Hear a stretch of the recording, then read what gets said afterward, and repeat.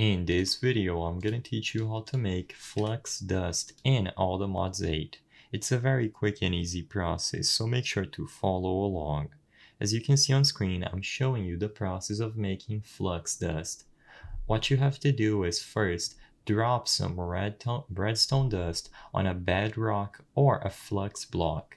Place an obsidian in the block space above the redstone and finally punch the obsidian that is on top. After you do that, it will cause the redstone dust to crash down and convert the redstone into flux. You can do this as many times as you wish to make as many flux dust as you need. Like I said, make sure that the obsidian is one block on the space above the bedrock or the flux block, and after you do, the obsidian will crush the redstone dust when you left click it.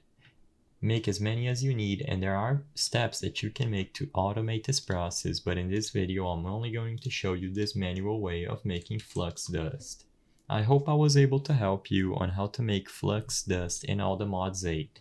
If this video helped you, please be sure to leave a like and subscribe for more quick and easy tips.